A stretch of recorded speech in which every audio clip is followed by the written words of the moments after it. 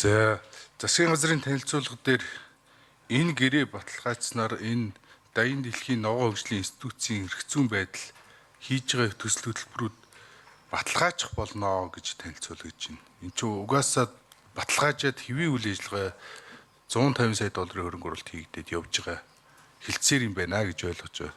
Тэгэхээр энэ дээр бол зөвхөн тухайн төлөөлөгчийн газрын дипломат статусын асуудал ярьж байгаа болохоос энэ гэрээнүүд нь хүчин төгөлдөр болно болохгүй гэсэн асуудал яригдаагүй үстэй тий. Энэ дээр яг тодорхой хариулж өгөхгүй бол зарим гишүүд маань одоо энэнийг баталгаажихаар энэ төслийн хөрөнгө оруулалтууд явах юм байна гэж ойлгоод байна. Энэ гэрээ баталгаажгүй хөрөнгө оруулалтууд явах юм байна гэж ойлгож байна нэгдүгürt. Хоёрдугаарт энэ газар маань хэдэн улсад ийм дипломат статус имmunity авсан бэ? За гуравдугаарт Монголд одоо дэд бүтэц нийгэм эдийн засгийн олон улсын төсөл хөтөлбөрүүдийн хэрэгжүүлдэг, дэмжлэг үзүүлдэг маш олон байгууллага байгаа. JICA, COICA, Германы хамт ажиллагааны нийгэмлэг, хуучин Швейцарын хөгжлийн агентлаг тэд нар одоо бас ийм дипломат статустай юу? Дипломат статусгүй.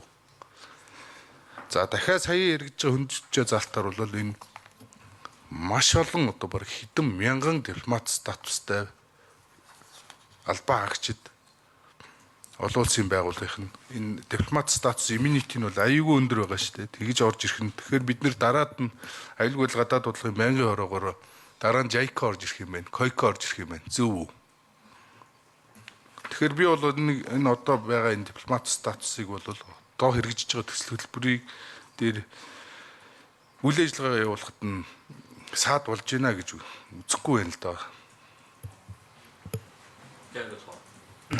Гадаад хэрэг. За сандаг өчир сайд хариулаад нэмэлтээр ажлын хэсгээс хариулаад явъя. За сандаг өчир сайд.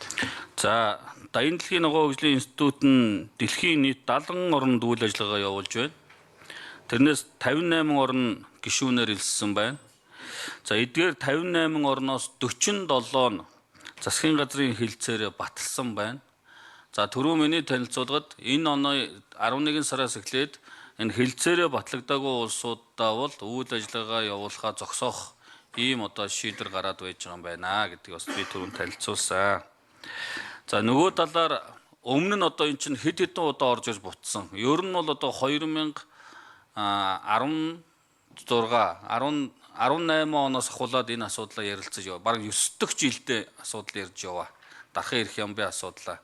Тэгээд буцаад исэн шалтгаанууд нь энэ төлөөлөгчийн газрын бүх нийт ажилтан албан хаагчдаа дархан ирэх юм бэ асуудал яриад байсан. Одоо бид нар бол буцаагаад зөвхөн төлөөлөгчийн газрын удирдах албан тушаалд нь дарагдана дархан ирэх юм бэ олгоё. Бусад одоо төлөөлөгчийн газрын бусад ажилтнуудад бол одоо энэ дархан ирэх юм бэ олгохоо болио гэдэг ийм байдлаар өнөөдрийн байнгын орооны хуралд оролцуулж ирж байгаа гэдгийг бас хэлье. За тэгээ бусад асуудлуудад төрөнөр ярилж байгаа. За ажлын хэсэг энэ дэрийн микрофон.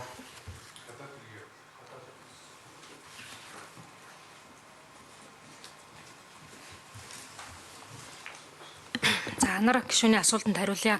Ерөнхийдөө бол нүүбийн бус статустай олон улсын байгууллагын хувьд гэх юм бол бид нар дипломат дархан ирэх юм, татврын болон бус бүх хөнгөлт чөлөөлт буюу дотоодын хуулиас давмгаас ирэх одоо юм олох гэж байгаа бол тусгаалсан host country agreement тухайн байгууллагатайгаа байгуулдаг ийм жишг байгаа.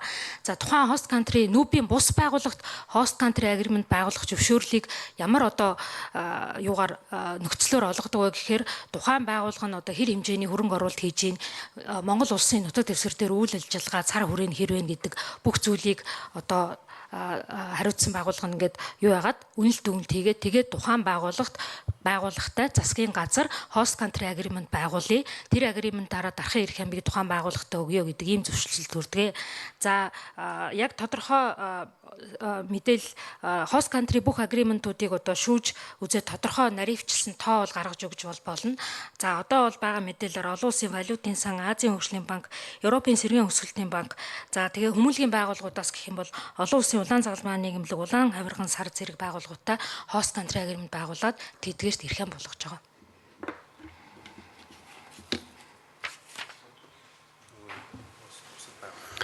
За анар гишүүний нэмж тодруулъя. Сандаг өчир сайдын тайлбараас бол ойлгож байна. Гол нь гадаад хэргийн яамнаас асуугаад байгаа нь одоо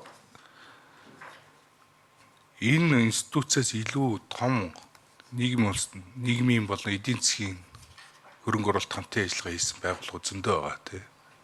Хамгийн эртний нь одоо JICA байна, KOICA байна. Эдгээр маань барьцаад ороод ирэх нь вэ штэ л гэдэг асуудлыг яриад байгаа. Энэ дээр ямар байр суурь? Та нөгөө хөрөнгө оруулалтын үнэлгээгээр гаргасан байна. Тэгэхээр энээс илүү хөрөнгө оруулалт хийсэн олон улсын байгууллагууд яах вэ? Тэгээ нэг хоёрдугаарт энэ хилцээрийг нь бол бид нар ач холбогдлын хувьд нь үнэлж үзээд явуулах нь зүйтэй гэж үзэж байгаа. Гол нь доторх тэр дархан эрхийн статус дээр нь хит өргөн цар хүрээтэй орж ирсэн байна.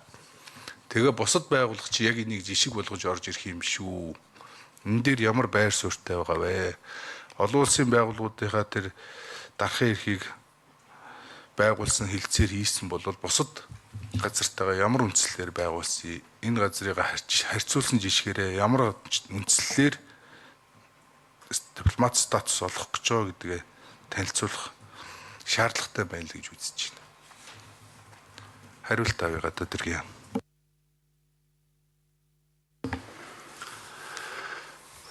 За энэ микрофон гадаад хэргийн.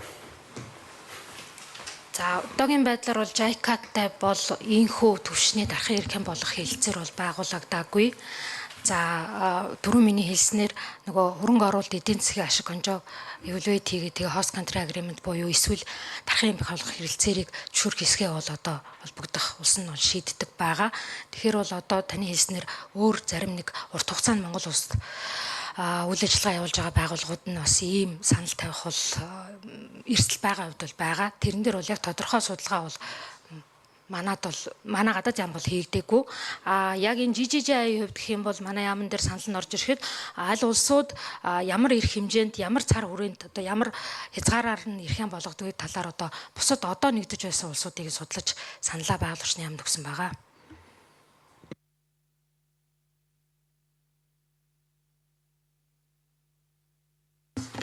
За